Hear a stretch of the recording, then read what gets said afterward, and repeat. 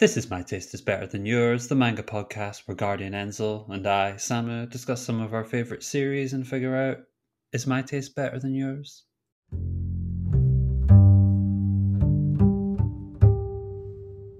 Today's series we're going to talk about is Pluto by Naoki Urasawa, which published from the years 2003 to 2009 in the Seni magazine Big Comic Original.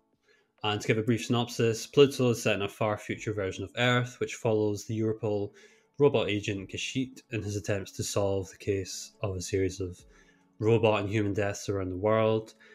But the case becomes more puzzling when evidence suggests that a robot is in fact responsible for the murders, which should make it the first time a robot has killed a human being in 8 years. As well as this, all 7 of the great robots of the world, including Gashit himself, seem to be the killer's main targets.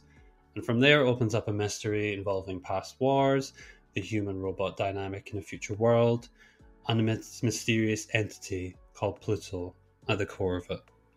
It is worth noting that Pluto is actually an adaptation of The Greatest Robot in the World story arc from the iconic Astro Boy series. Before we go into it, I want to ask Enzo, are you familiar with this story arc, Astro Boy, or Osamu Tezuka's work at all? I am familiar with his work, and I have read some of it and seen some adaptations of it.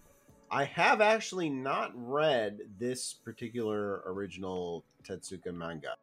Well, it is worth noting that I believe almost all or majority of the characters are just straight from that source material from that particular story arc as well. There's 2 characters in Pluto that aren't part of Tetsuka's original. Everyone else is a Urasawa reimagining of a Tezuka character. So, I have not watched the anime that came out recently, I should note for this, but I think it's an opportune time to talk on it. I know you, Enzo, I believe, correct me if I'm wrong, you've read the manga a while back, and you're fresh on your thoughts and feelings on the anime adaptation. That is correct, yes. So yeah, I suppose let's go from there. Actually, how do you think the manga and the anime compare, and like what was your introduction to the series? My introduction to the series was seeing the covers at Borders bookshops in the United States back in the days when I read most of my manga at Borders in their little coffee lounge, and thinking, wow, these are really interesting. Knowing the Tetsuka story a little bit and realizing, hey, this doesn't look like his art, and so at that point, I really wasn't familiar with any of Urasawa's work. So that was kind of my lead into it. As I got more into anime, of course, I became aware of the long and complicated saga of Maruyama Masao, the founder of M3 Animation Studio, and before that MAPPA, and before that Madhouse, who was an associate of Tetsuka himself, actually, to try to get this turned into an anime. So, the anime is a whole interesting story in and of itself, just because it took so many years and Netflix to finally get it made. What I would say is, even though in Maruyama's own words, it would have taken probably at least 30 episodes, if not more, to do a full adaptation of Pluto, and they ended up effectively with 8 hours, which is a fraction of that. They did what I would call a very faithful adaptation. They basically took every episode of the anime was an hour long, give or take a few minutes, and it adapted 1 volume of the manga. And in terms of doing that without losing the flow of the original series and without cutting out too many details, I think it did a very good job. It was very coherent, very faithful materially, even if it had to make some cuts. Yeah, because I remember we were talking about it for a while, and for the longest time, the adaptation was almost like this myth, this like, oh yeah, people are talking about it, it's never actually going to come, and nothing's going to come of it.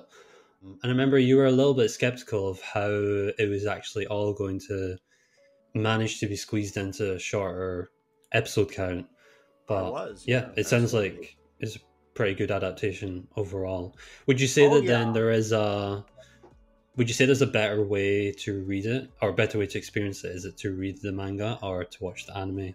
Or is it really down to preference if it's that similar? Yeah, I actually think that I'm gonna call it even. Really, I think the pure experience is the manga, but I think the anime captures enough of it, and there are elements of the like the first volume, first episode. Now that I've seen it in anime form, the musical aspect of it and how that was tied into the story, it's hard for me to imagine not experiencing that in anime form and it having it be as powerful an experience as it was. So I actually think you're fine to watch the anime, but if you want the full, if you want the full story as Urasawa with all the little details which didn't quite make the cut, read the manga. I think I watched half of the first episode and I liked it, and I just thought Mm. this I'm gonna give it a go just in the original medium. So yeah, that's where I'll be coming from anyway. Yeah, I think we both really enjoy this series. I think you like it more than I do. I have some criticisms.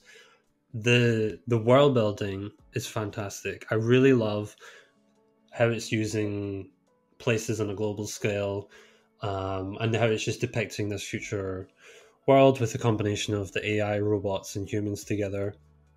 And I appreciated the choice of like focusing on the imperialism of war, like Western interventionism, and how that tying that in with like this mystery involving robots as well. Yeah, I think that was one of the things that stuck out to me from the beginning, as well Mm. as being a fan of Naoki Urasawa. This is actually my, I believe, third series of his that I've read, so I'm pretty familiar with what his style is like when it comes to a core mystery and how it evolves.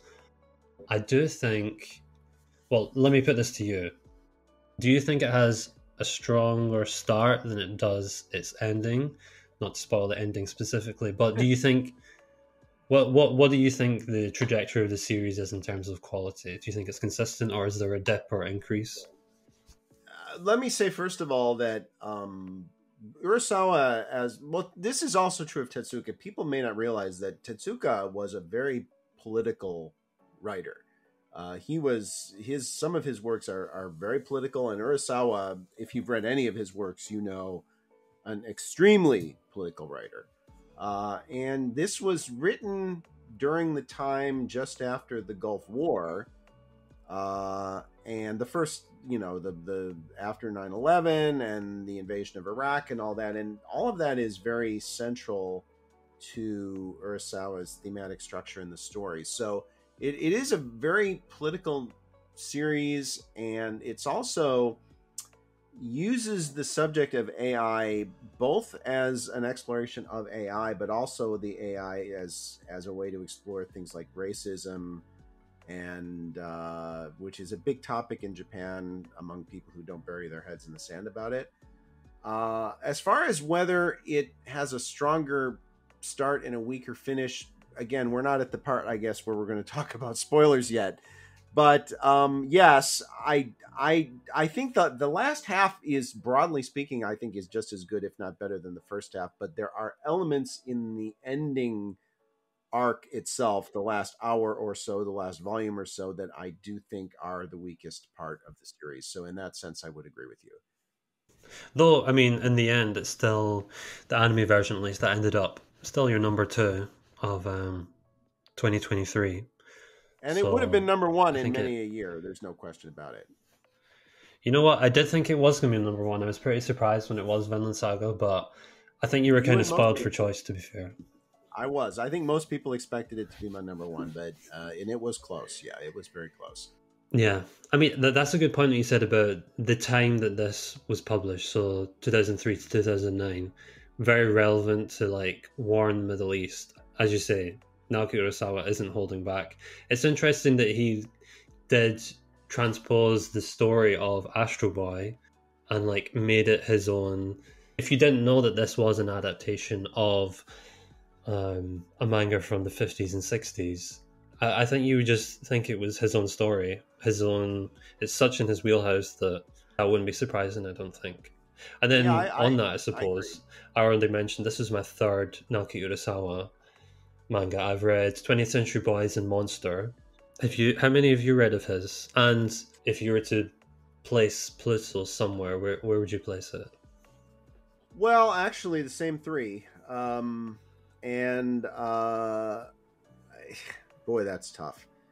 I Oh, would, I suppose an asterisk says 21st Century Boys as well, but that's kind of included. yeah, I would say probably Pluto is my favorite actually, because I think the way I think it's my favorite because of the way, as you just said, that he's able to take something so eponymous in Japanese culture, so much so that even that in the United States we knew who Astro Boy was. I mean, so this is like almost not in terms of the image, but in terms of penetration, it's almost Mickey Mouse level. I mean, this is a huge icon, you know, a cultural icon in Japan, and he was able to build a series that, as you say, was so completely and totally his own, and yet still felt like it was honoring the spirit of the original. And that's one of the reasons I love the movie AI the Extraterrestrial so much, which and not AI the Extraterrestrial, AI artificial intelligence, because Spielberg was taking something that was created by Kubrick, you know, who was a generation before him, but they knew each other, they were friends, and Spielberg managed to do something that was a thoroughly Spielberg project and yet still honor something that I think the way that Kubrick would have felt that it honored his own vision, and I think Tetsuka would have been similarly honored by what Urasawa did. And in fact, as I said, Maruyama Masao was an assistant with Tetsuka. He knew him relatively well, and he's such a huge fan of Urasawa's work with this. I think is a good indication that he too felt that it was very, very, very much in the spirit of Tetsuka. So for that reason, that he was able to pull that off, I would rank it probably at the top of or my Urasawa rankings, with probably 20th Century Boys just a hair behind it. Because you said, did you say Pluto was your first experience I with think it Naoki is. I think it is Urasawa for me. as well? Yeah. Yeah. Okay, because for me it was 20th Century Boys. That was my first title Fizz I read. So maybe like because he has such a similar approach to how he tackles all those series in particular, at least. Um, I think experiencing those like tropes and the pacing and everything that he puts into the core mystery, I think it makes sense that maybe the first series that you experience with him is the one that sticks out the most. Could be. So yeah, I would Yeah. probably Yeah. say 20th Century Boys, Monster, and Pluto. Mm. Pluto's probably the one that, I mean, we'll get into it more specifics, I think, shortly. I have more critiques than the other two series.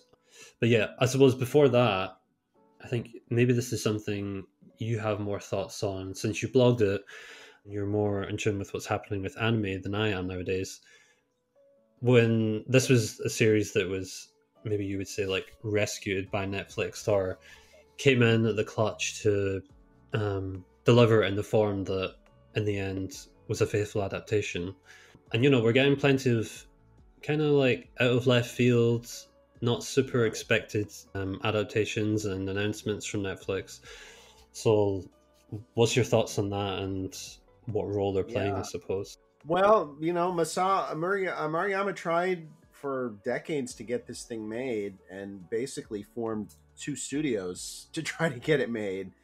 And only when he was able to bring Netflix on board to pony up the dough, that it was only then that it happened. So, uh, you know, what might Netflix what might that happen? I mean, my heart says Vagabond, which is obviously a much longer series than Pluto, and would require more commitment financially to get made. However, the Inoue, the mangaka of Vagabond and Slam Dunk and Real, he has said that no one has ever approached him to make an anime of Vagabond. No one has ever approached him to do it. So it feels like, I think Netflix could conceivably look at that and say that's a story that we could market internationally. In addition to the fact that the manga is one of the best-selling manga of all time, and just thematically, it's something I think that's marketable. And it's also, I mean, the huge success of Slam Dunk can only help Inoue's commercial reputation. So the Slam Dunk movie, I mean, was a monster hit, and he actually directed that, so which is really interesting. So I think that would be my pick, would be Vagabond. I think that's the sort of series I could see Vagabond looking at and saying, I think we can do something with this. Interesting. I have kind of a similar pick as well, which I think has overlapping audiences. I mean, I will say, if and when a day comes that Vagabond is adapted into an anime, assuming it is given the quality that it deserves, that is just something that you would just surely expect. Everyone would be talking about it. It would be like the most popular show airing at whatever time it airs. So yeah, it is actually shocking that it's never been proposed. But then maybe it is one of those cases where it's just so ambitious to like even try and replicate. They look at that art and they say I think it scares them off. I really do. Similar for me, I suppose. This is one that has been attempted multiple times to varying degrees of success, leaning more on the negative. I would say Berserk could be a series that is one that if Netflix really wanted, they could put the effort into telling a fuller story. I mean, in saying that, Netflix has taken on some adaptations of long-running manga titles, one of them being my favorite of all time, which is Oku, The Inner Chambers. In the end, they only adapted, I believe, about 4 volumes of what a much larger story. And Netflix is already pretty unreliable with renewing their own shows that they do, unless they're like the most popular thing on the platform whenever they come out. So maybe it is ambitious to like want them to do a long running series, but if they in some way could help with giving Berserk that adaptation, which I think so many of its fans want from it, yeah, that would be something similar to Vagabond. I think that would be pretty well regarded. Yeah, I could totally see that. I could totally see them looking at Berserk as something they would say, "Yeah, this is right up our alley." So I suppose bring back to Pluto then. Before we go into spoiler or specific plot points, is there anything like in a general sense that you have to say in the series? No, I think just as you said, we're going to talk about the ending here and spoilers. So if you haven't read or seen it, this would be a good time to check the timestamps. But I just it's a great series. It's not a perfect series, and I think maybe you feel the flaws are a little more egregious than I do, but I do think there are some flaws there. So that's but we'll get into that here as we move into that section. So please take the mic. Let's hear what you have to say. So my major problem came closer to the end. After the halfway point, I basically found that the developments that were happening became quite predictable. You have the 7 great robots, and each of them are being taken out one by one. At some point, it almost feels like volume by volume. As I was reading it, I was predicting what was going to happen next, which in of itself is not a bad thing. But I think what came out of it was it was what I expected entirely. I wasn't shocked really by any of the developments. I was waiting for each character to get killed off, introduce the next one, that then to deepen the mystery. I was at some point I was just waiting for the murder victims to just kind of be done, so that the what felt like the real substance, the real revelations to come out from that. And the other thing as well, I mean, I suppose Naoki Urasawa does kind of do this in his other series, but I didn't feel it as much. He even there's always this core mystery, which is left almost until as late as possible to be revealed. But he puts breadcrumbs along the way, and he keeps you invested in going along with whatever he's hinting at.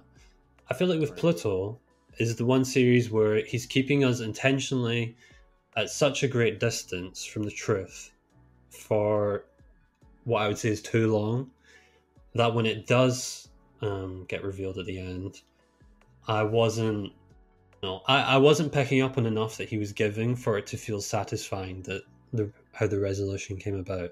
I just feel like there was a mystery happening, but it was so vague in the way that he clearly knew what he was putting across, but I don't think it was translated as well to the reader for me. Okay. Let me respond to that specifically and where I agree with it and maybe where I don't. Go for it. I don't think Pluto is intended to be a mystery. I think it's a tragedy. And as I was listening to you, I was actually on another tab. I was looking up a definition of tragedy in the dramatic sense, an event causing great suffering, distress, such as serious accident, crime, or natural catastrophe. Here's the thing. I think, as with the Greek tragedies, not to be too grandiose about Urasawa, but structurally, I think this is what he's going for. You know what's coming, and that's where the dramatic heft comes from. It's not the mystery, it's not the surprise. You know these robots are going to die. The tragedy is knowing it and seeing how things might have prevented it, and that might have happened differently, and knowing that it's going to work out the way it does. So I personally think that is simply the structure of the story he's telling, which is different than most of his other work. I agree, but I don't think it's intended to be a mystery in that sense. I think this one death per volume thing is basically, that's the tragic element of it. It's like it's how all of these baser human emotions like envy and rage and racism and all these things lead to the downfall of these. Essentially, I view the robot characters in Pluto essentially as very, very, very intelligent children, because I think that's what they are. I think they are basically children. You could say humans' children if you wanted to look at it as a more metaphorical thing, but humanity's children. But I think they're basically children. They're quite innocent, and they all die as a result of the weaknesses of those who created them. And it doesn't have to be that way. It doesn't have to happen. But the fact that you know it's going to happen, that's to me the dramatic heft of it. That's where the power comes from. So the fact that it's predictable is, I think, quite intentional, I would say. In fact, I would say the irony of Pluto really is that the least childlike robot in the end, in many ways, is Atom himself, who's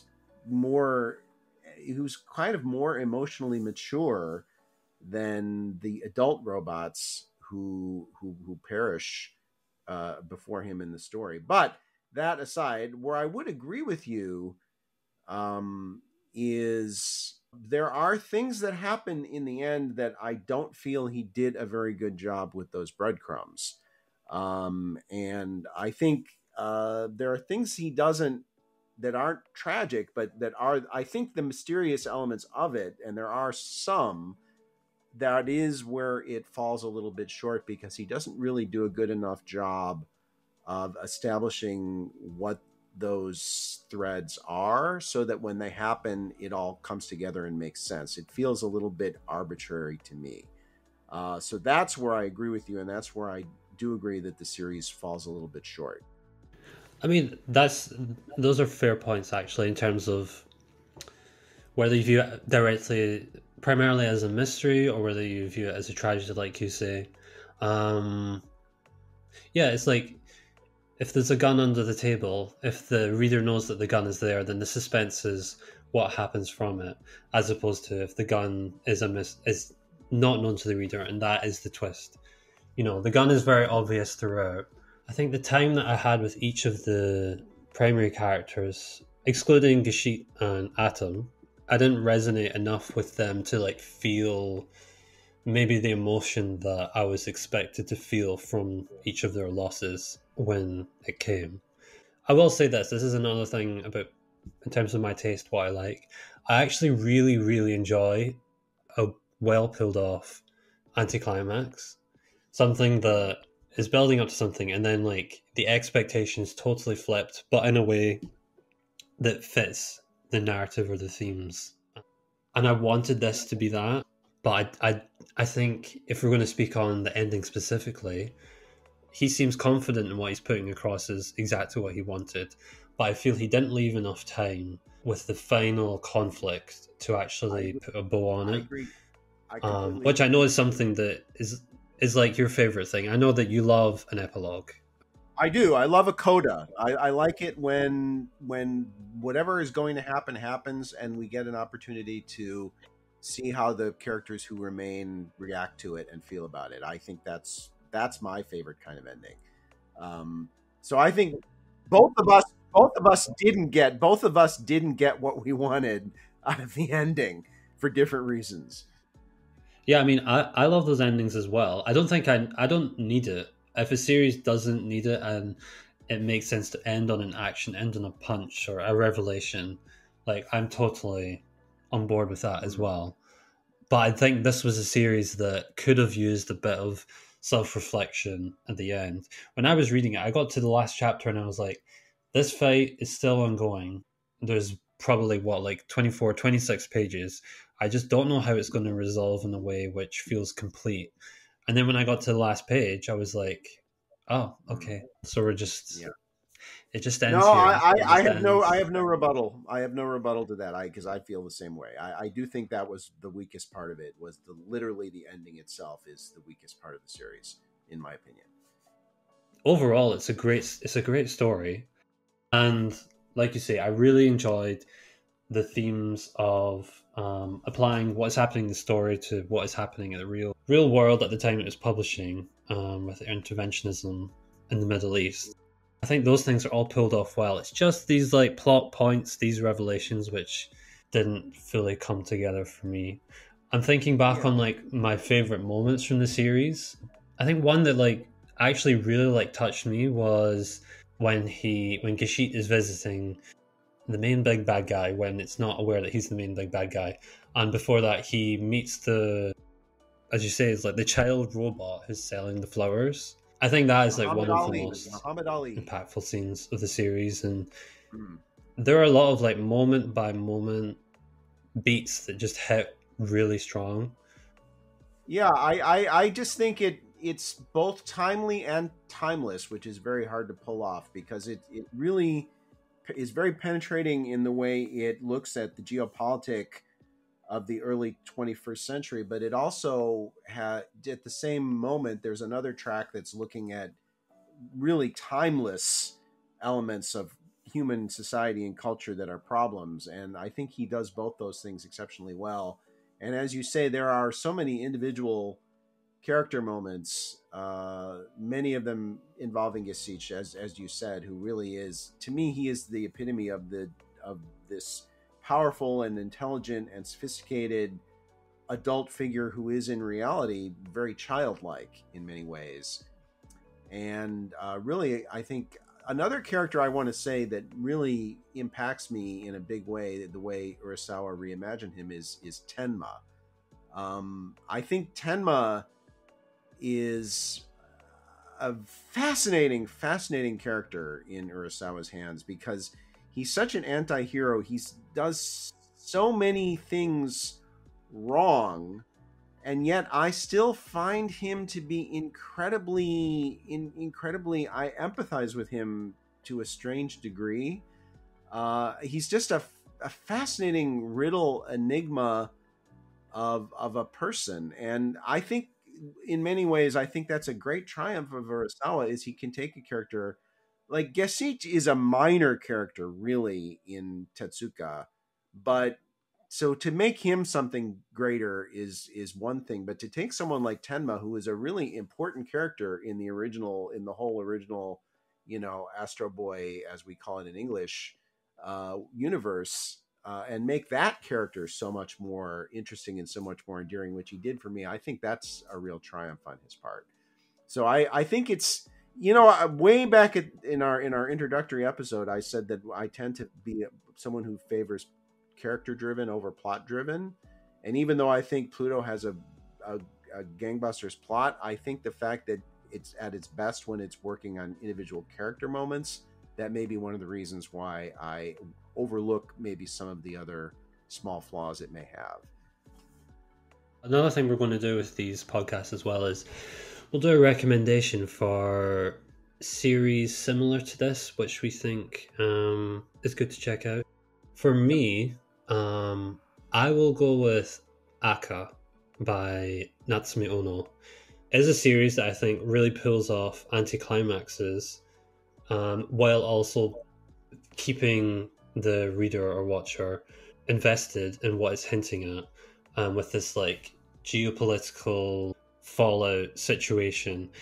That series is a lot less doom and gloom, end of the world. It gives hints to like something terrible is going to happen, and it delivers it in a way which is kind of unexpected, but as you're going through the series you're like, oh, this is like the perfect way to resolve this. So if you did like the geopolitics, the like political back and forth, the underlying mystery, and want something that kind of resolves in a unconventional but satisfying way, then that would be my recommendation. Okay. I think that's a great pick, actually. And as soon as I saw that that's what you were choosing, it hit me. Yep, ACCA is a great choice, and I am someone who likes both. So my pick is maybe a kind of a half cheat, but it's Atom the Beginning. And the reason I chose Atom the Beginning is it is like Pluto, a reimagining of Tetsuka, but in this case, it's kind of an origin story rather than an outflow of the original Atom story. This takes you way back to the beginning of the Atom story, and there are actually writing contributions supposedly by Tetsuka's son Makoto. I don't know how serious that is, but the main mangaka is a man named Kasahara Tetsurou. And there was an anime adaptation of this, and I hope people don't judge it from that, because the anime was not great. It was pretty good, but the manga is much better than the anime. And if you love this universe and you find it as interesting as I do, and you like the idea of a fresh pair of eyes taking a look at something Tetsuka created, I think Atom the Beginning is a series you would really appreciate. Yeah, that's been one that's been on my list. Actually, it's still ongoing. Is that right? Yeah, still ongoing. Absolutely, and licensed. Another thing that we're going to do is we're going to end off on just an overview and just if we have a score, what we're going to give it out of 100. On individual character moments, it really excels. I think the themes it explores, I think Naoki Urasawa is successful in a lot of ways, even if I wasn't too compelled by the mystery and wasn't sold so much on the characters and all the tragic events that happens to them. So I think in the end, I think it's still a very good series, not great. So yeah, let's go for 79 out of 100. And I think we should recognize that to a certain extent, these numbers are going to make, until people get a context for what our scale is, I think these numbers are going to lack a little bit of significance. But Since this is the first one we're giving out, but for me, I would give it a 93. I think it's one, like I said, it's what he does in the individual character moments, and the way he takes something as eponymous in Japanese culture as this story and puts his own spin on it without losing the essence of it. I think that kind of papers over the flaws pretty effectively. So for me, I'm giving it a 93. And I suppose that wraps up this episode where we're talking about Pluto. I hope you all enjoyed and stick around for next time. Thanks a lot. See ya.